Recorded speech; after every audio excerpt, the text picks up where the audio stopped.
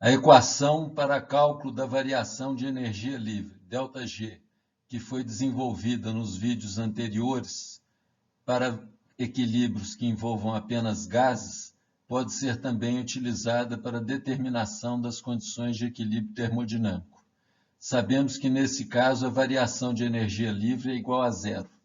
O valor do quociente de pressões, que faz com que essa expressão se anule, é denominado constante de equilíbrio. Explicitando o quociente das pressões visto no slide anterior e que é definido como a constante de equilíbrio quando o valor de ΔG é igual a zero, nos permite determinar uma expressão matemática para a estimativa da constante de equilíbrio em função da temperatura para uma dada reação química. A expressão obtida é constante de equilíbrio igual ao exponencial de menos ΔG0 dividido por RT. Para uma dada reação química, é possível verificar que a constante de equilíbrio só depende da temperatura. É importante salientar que, por compatibilidade de unidades, neste caso, o valor da constante dos gases, R, deve ser igual a 1,9872 caloria por mol por Kelvin, quando o valor ou a expressão de ΔG, zero, está expressa em caloria por mol. Torna-se então interessante avaliar qual que é o efeito da temperatura sobre a constante de equilíbrio. Temos a expressão para sua estimativa, já vista anteriormente, que é exponencial de menos ΔG0 sobre RT, e devemos lembrar que a função exponencial é uma função crescente do seu argumento. À medida que o argumento que está aqui para o cálculo do exponencial vai variando, vai aumentando em particular, o valor de sua exponencial também cresce. Considerando então que a expressão de ΔG0 pode ser colocada na forma de uma constante mais um coeficiente angular em função da temperatura, ΔG0 igual a mais BT, e lembrando que, como vimos anteriormente, o A tem o seu valor aproximadamente igual à variação de entalpia padrão da reação, e o B, por sua vez, é aproximadamente o valor de menos o ΔS0 da reação ou a variação de entropia padrão, nós podemos então substituir essa expressão de ΔG0 na constante de equilíbrio, como feito nesta equação aqui. Desta forma, temos que a constante de equilíbrio vai ser exponencial de menos A dividido por RT mais B sobre R. A partir dessa equação é possível fazer previsão de qual será o efeito da temperatura sobre o valor da constante de equilíbrio. O efeito da temperatura sobre o valor da constante de equilíbrio depende da natureza da reação que estamos considerando. Em particular, depende do valor do seu ΔH0. No caso de uma reação exotérmica, o valor de A, que é aproximadamente equivalente à variação de entalpia padrão da reação, é negativo. Se substituirmos, então, um valor negativo nesta expressão, poderemos verificar o que deve acontecer com a constante de equilíbrio quando fazemos ou quando temos uma elevação da temperatura. Sugiro que vocês pausem o vídeo nesse instante e procurem fazer uma previsão de qual será o efeito de uma elevação da temperatura sobre o valor da constante de equilíbrio. Respondendo a esta questão, nós vemos que a parcela de B sobre R não é afetada pela temperatura. No caso de uma reação exotérmica com A negativo, menos A será positivo, e observamos então que elevando a temperatura vai fazer com que essa parcela fique menor, e consequentemente faça com que o exponencial deste colchete também tenha o seu valor reduzido. Consequentemente, a elevação da temperatura para reações exotérmicas vai fazer a constante de equilíbrio diminuir de valor. Para o caso de uma reação endotérmica, onde a variação de entalpia padrão é maior do que zero e, consequentemente, o valor de A também, podemos analisar o efeito da temperatura, considerando que A vai ser um valor positivo e que, consequentemente, menos A será negativo. Elevando a temperatura, então, vai fazer com que essa parcela fique menos negativa, ficando menos negativa, o seu valor está aumentando e, consequentemente, a exponencial deste colchete também irá aumentar. Dessa forma, podemos afirmar que para uma reação endotérmica, quando a temperatura sobe, o valor da constante de equilíbrio se eleva. Vamos agora utilizar a expressão para o cálculo da constante de equilíbrio para determinar o seu valor para uma dada reação a uma temperatura de 1100 Kelvin. Mais uma vez, a reação escolhida é aquela envolvendo CH4 com CO2, formando 2 mols de CO e 2 de H2. A expressão de ΔG0 para esta reação é de 60.683 menos 66,99 T calorias por mol de CH4. A constante de equilíbrio, então, é determinada por exponencial de menos ΔG0 sobre RT, substituindo a expressão de ΔG0 e o valor de temperatura de 1100, nós podemos determinar, então, a constante de equilíbrio, que vai equivaler a 383,71. O significado dessa constante de equilíbrio é que ela representa o quociente do produto, das pressões parciais dos produtos elevados aos seus coeficientes estequiométricos, dividido pelo produto das pressões parciais dos reagentes.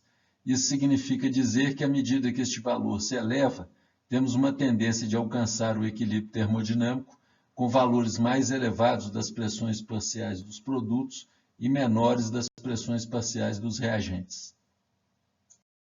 O valor da constante de equilíbrio pode ser utilizado para a determinação da composição de equilíbrio dos gases envolvidos em uma dada reação.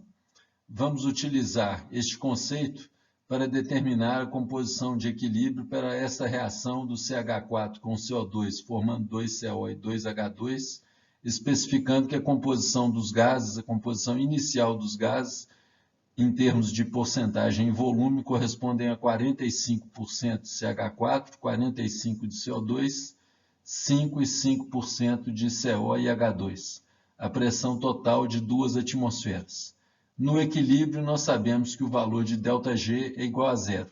Então, igualando ΔG a zero, vai nos permitir determinar essa razão das pressões parciais, como já visto em slide anterior. A expressão para a constante de equilíbrio, que corresponde a essa razão de pressões, é igual a 383,71 para a reação que está sendo tratada. Neste caso, temos 4 incógnitas a determinar, são exatamente as pressões parciais de CH4, CO2, CO e H2. Precisamos, portanto, de 4 equações para resolver e determinar essas 4 incógnitas. As 4 equações pertinentes são a que representam o equilíbrio termodinâmico, ou seja, no equilíbrio a relação entre as pressões tem que satisfazer esta equação e, além disso, as condições de equilíbrio devem satisfazer também os balanços de carbono, oxigênio e hidrogênio, que são especificados pela estequiometria da reação e que estão vinculadas às pressões parciais iniciais. Ao invés de construirmos um sistema de 4 equações com 4 incógnitas, sendo que uma delas vai ser uma equação não linear, uma abordagem mais simples consiste em construir a tabela como a que é apresentada aqui neste slide.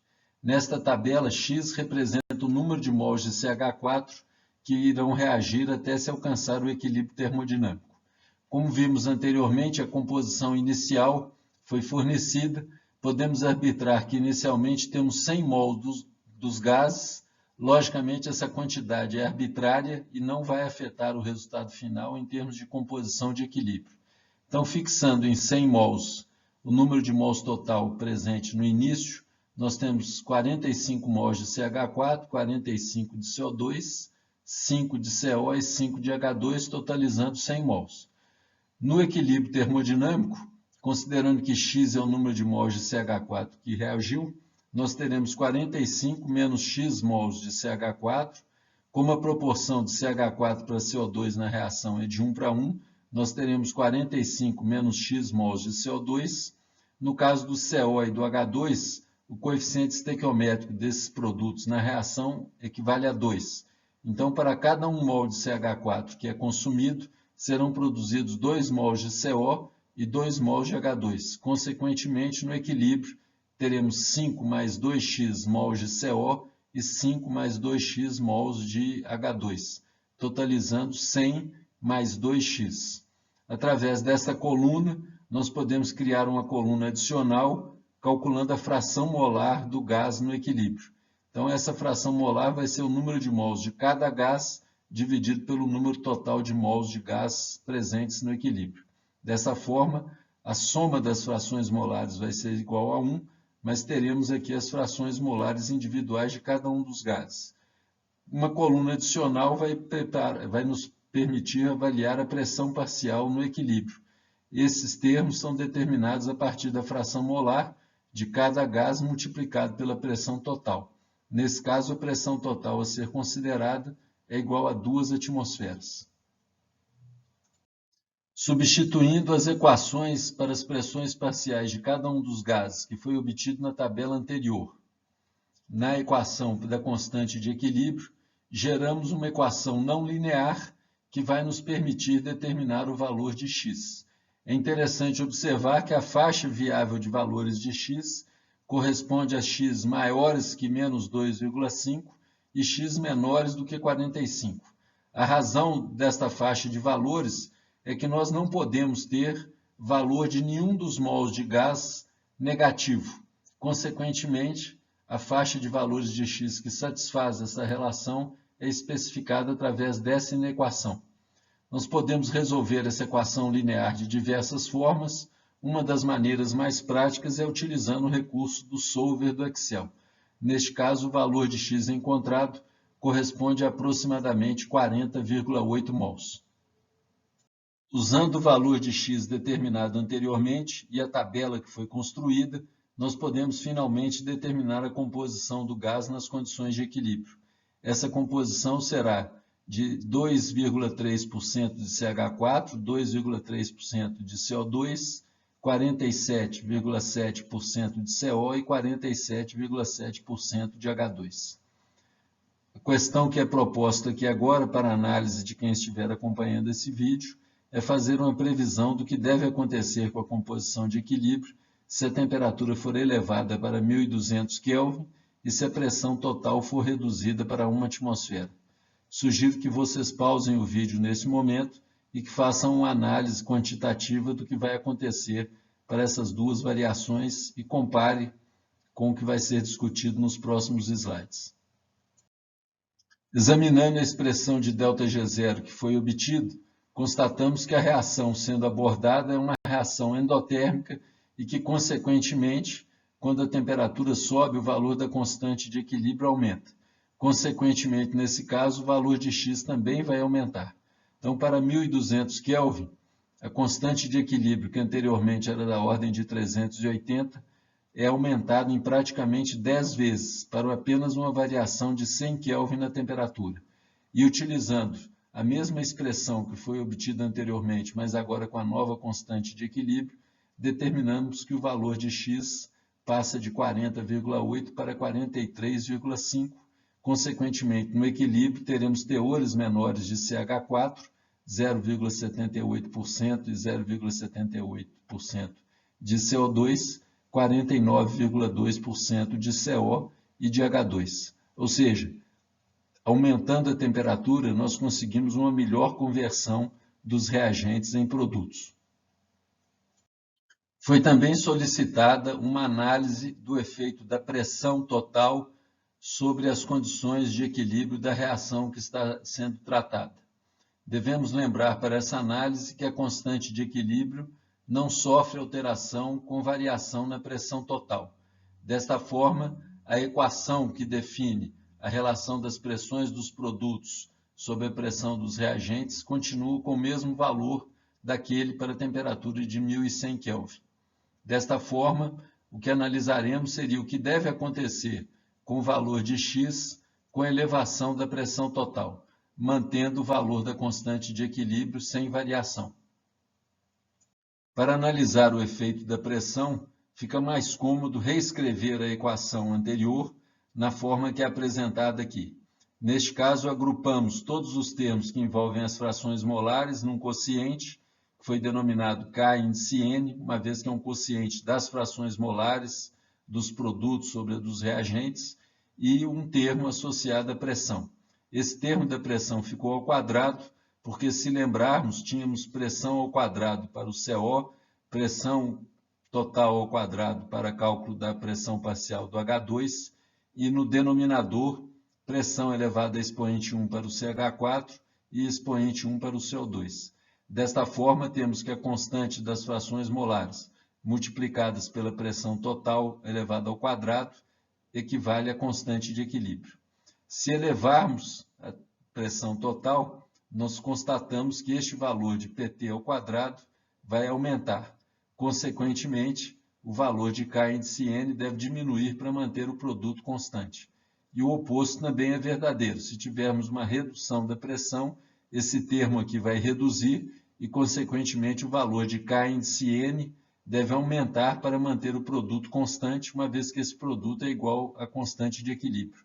De forma resumida, podemos escrever que K índice N multiplicado pela pressão total elevada ao quadrado é igual a 383,71. E o efeito da pressão sobre o Kn vai se manifestar na alteração do valor de x. Quando consideramos uma redução de pressão de 2 atmosferas para 1, o termo de pressão total ao quadrado vai diminuir, consequentemente o valor de Kn deve aumentar para manter o valor constante da constante de equilíbrio.